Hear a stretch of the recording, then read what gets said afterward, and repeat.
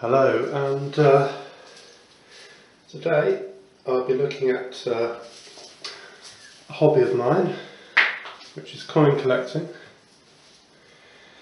Now, one of the joys of coin collecting is that it really is open to almost anyone.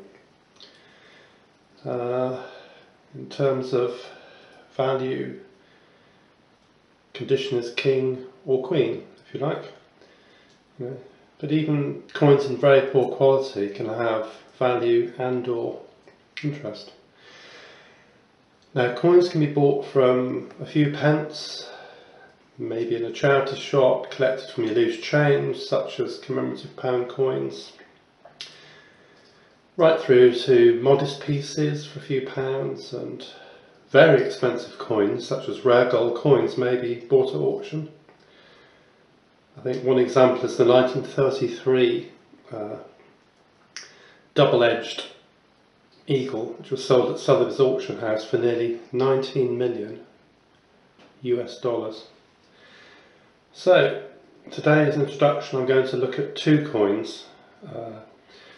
One is a silver threepence from Queen Anne's reign, and the other is a modern 50 pence piece I was given in change.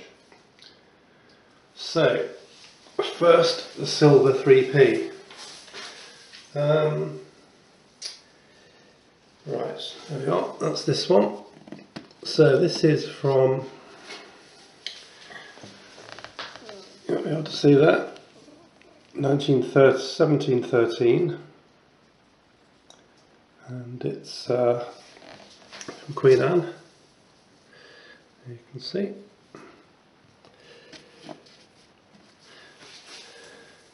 That's quite a rare coin, actually, in very good condition.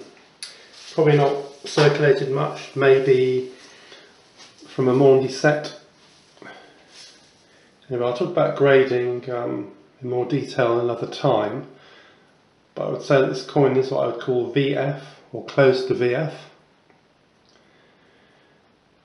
All the wording is clear, the monarch's features, such as hair, are clear. If you can see that there.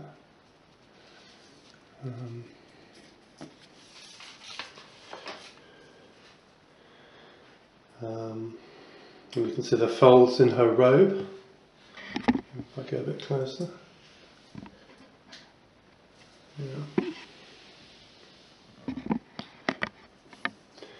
So probably a value of £100 plus if you wanted to acquire it. Anyway, by contrast, today's second coin is a 50p coin from 2015, which I got in loose change. That's there. On the reverse side, that is the other side from where the monarch is portrayed, which is known as the obverse. It's a commemoration of the Battle of Britain in 1940, excuse me. You see that there? If you can see it, yeah.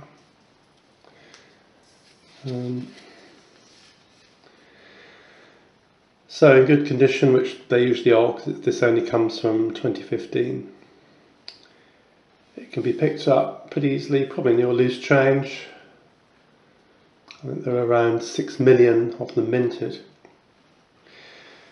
So the 50p coin is a good example of how to cheaply collect coins. There are many commemorative 50p coins and most are only worth a few pounds. I think a rare exception is the Kew Gardens 50p from 2009. Only around 210,000 were minted and one sold recently for nearly £200.